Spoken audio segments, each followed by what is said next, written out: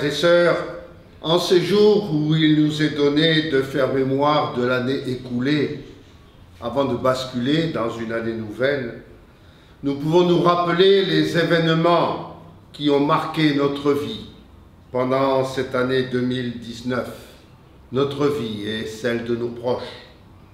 Événements heureux et malheureux, événements qui ont marqué notre vie par des réjouissances et par des moments de souffrance, retrouvailles joyeuses et séparations douloureuses, réussites personnelles et échecs lourds à assumer, expériences qui nous ont fait grandir et expériences qui nous ont abîmés, gestes de réconciliation et gestes de rupture, que ce soit envers Dieu ou envers nos frères, nos prochains.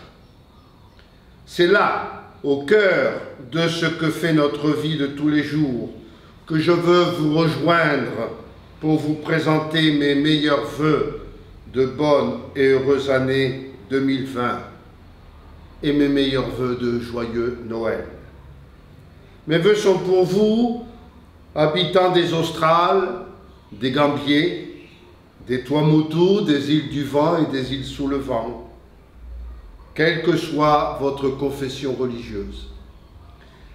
Mes vœux sont pour vous, pour les membres de vos familles, ceux qui souffrent, pour vos enfants, et particulièrement pour ceux qui ont quitté le Fénois pour leurs études ou pour d'autres raisons. Mes vœux sont pour vous, frères et sœurs malades, isolés ou détenus. Mes vœux sont pour vous qui êtes loin de vos familles parce que vous êtes en voyage pour raisons professionnelles. Que peuvent signifier ces vœux de Noël et de bonne année? Accueillir l'enfant de la crèche avec Marie et Joseph, c'est d'abord accueillir la vie dans sa forme la plus simple et la plus belle. Cette vie qui fait irruption sans aucune considération de richesse, de classe sociale, de race ou de niveau intellectuel. La naissance d'un enfant est dans nos familles un moment privilégié, car elle ouvre un avenir, elle est une victoire de la vie, elle est un don, elle est, ou devrait être, un fruit de l'amour. La naissance du Christ Jésus dans la crèche de Bethléem, c'est tout cela, mais plus encore. Elle donne à chacun et à chacune d'entre nous une dignité incomparable, puisque Dieu se fait homme. Désormais, même le plus petit, le plus pauvre, le dernier, se voit revêtu de cette dignité qui trouve son origine dans l'amour que Dieu porte à notre humanité. Désormais, tout ce qui touche et concerne l'humain touche et concerne Dieu. Et blesser l'homme, c'est blesser Dieu. Cette naissance nous dit enfin où nous pouvons chercher Dieu, ni dans de riches palais, ni dans des luxueuses maisons, ni en des lieux inaccessibles aux pauvres, aux humbles, mais dans une crèche où Dieu se fait petit, faible et fragile comme un nouveau-né.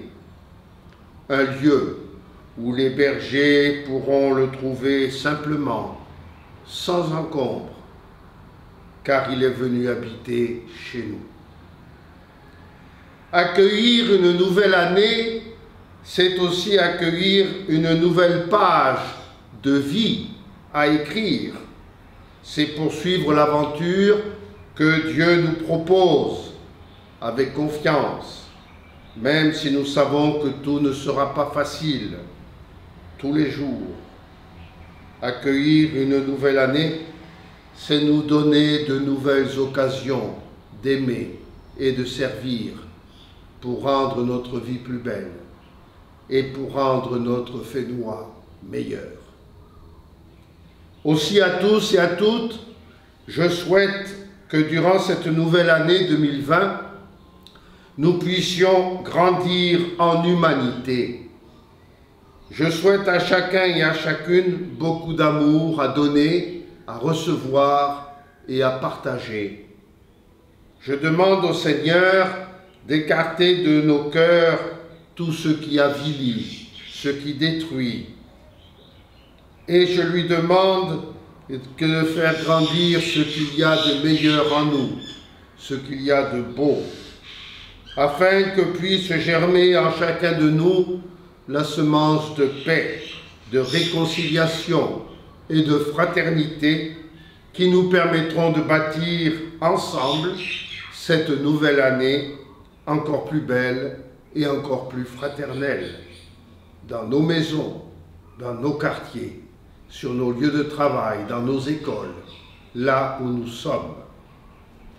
À tous et à toutes, je souhaite un joyeux Noël et une bonne et heureuse année 2020.